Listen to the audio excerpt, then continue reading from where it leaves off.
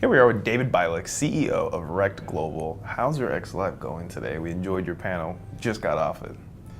Yeah, listen, it was great. It was heated, and you had a lot of guys who are passionate about the industry, so it was a lot of fun.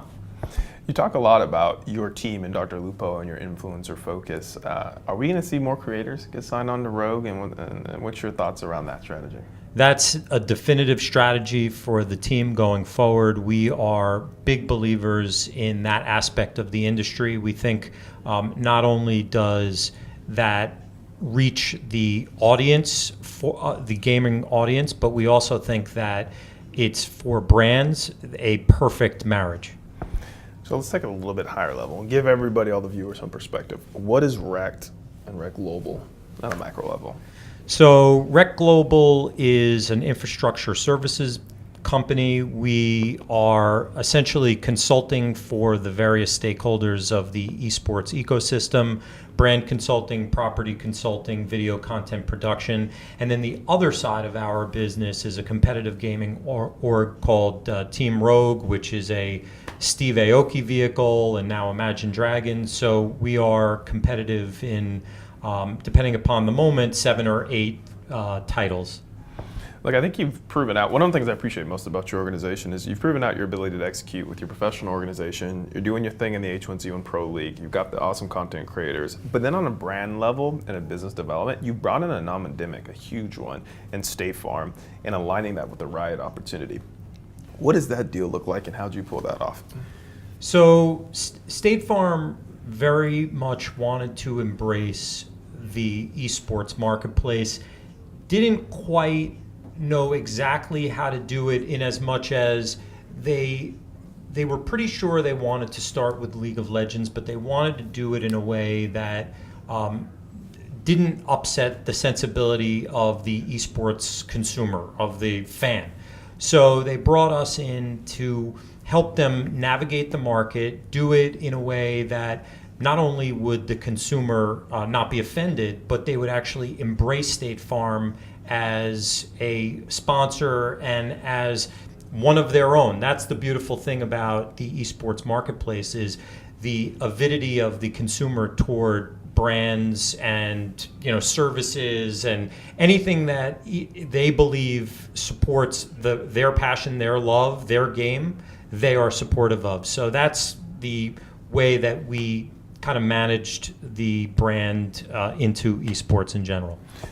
You feel like that's something you're getting pretty good at, is managing non-endemics, and would that be something you focus on versus endemics, or do you think you're specializing in bringing in new people to the space? So, my background is traditional stick and ball sports marketing. So we are primarily focused on representing non-endemic brands from a consulting perspective. On the team side of things, we are open for business, so we're having conversations all the time with endemic marketers, non-endemic marketers, doesn't matter. But we are big believers that this space has a lot to offer to advertisers, both on the consulting side and on the actual property side, because the millennial male in particular is very elusive, and we feel like this is a prime way to reach that core audience. What's your position on the esports ecosystem as it relates to events, to experiential activations at different, like E3s or non-endemic events versus the content play? What's top of mind for you that you're like, look, this is... Yeah, so we don't do too much in those types of, conferences, conventions, not because they don't have value. I think that they do, but to your point, I think that really what we promote in this space is the content play. We view proprietary content, whether it's publisher content, team content, influencer content, as the most interesting part of this industry. And so that's the way that we kind of guide and nudge our clients in that direction. If we're talking about content, I'd appreciate your perspective, and because you've got one of the top influencers in the space, part of your company.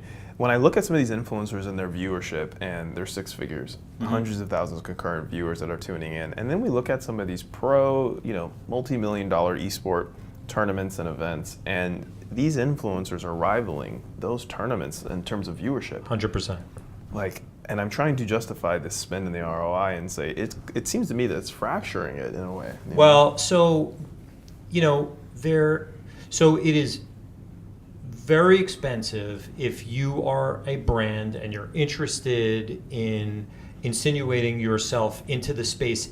If you're talking about the franchise leagues, if you're not talking about the franchise leagues and you're just sponsoring events, you can do it at a reasonable price. I will tell you that the big influencers can cost easily as much as some of the sponsorships of events. It is fracturing the market, but I don't view it as a fracture because a fracture implies one or the other. I actually more view it as part of the portfolio of your marketing plan. You're going to spend on events, you're going to spend on team sponsorships, and you're going to spend on influencers. So I actually think, if you take that holistic approach and you are talking about all the pieces coming together, that you're probably most likely going to come up with a plan that is covering all the consumers and all of your bases as a brand.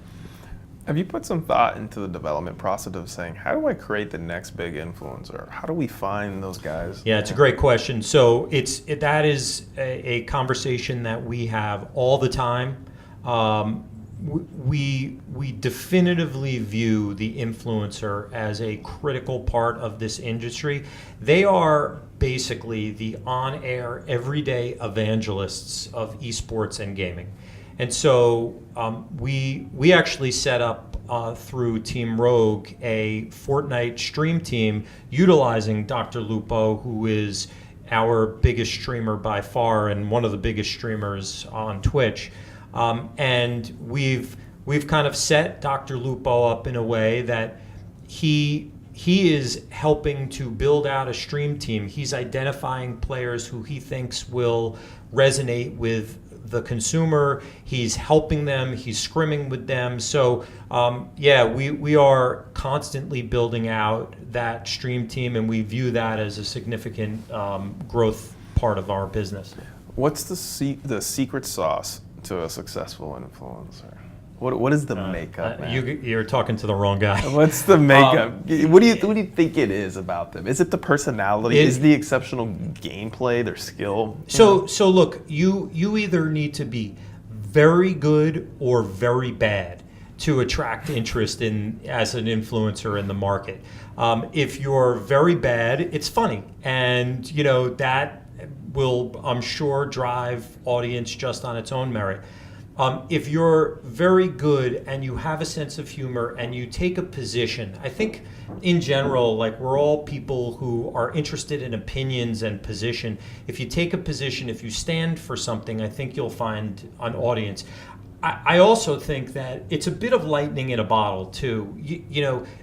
If you're an up-and-coming streamer, I don't think that you can strive to become ninja. That feels like that's the type of thing that is a once-in-a-generation type happenstance. But I do think that if you view them and pay attention to the way that they go about their business and the consistency with which they are streaming, I think you can learn a lot, and I think you can probably create a following for sure. Let's bring it back to REK. Give us some insight for the viewership that can look forward to what you're going to be doing for the rest of the year. What can we expect? So for REK or? For REK remaining of the year, the last quarters here. So we are doing a lot of work in the content and video production. We're working with NBC on their Universal Rocket League. We're helping NBC. We're helping Madison Square Garden Network create a content plan for the esports marketplace.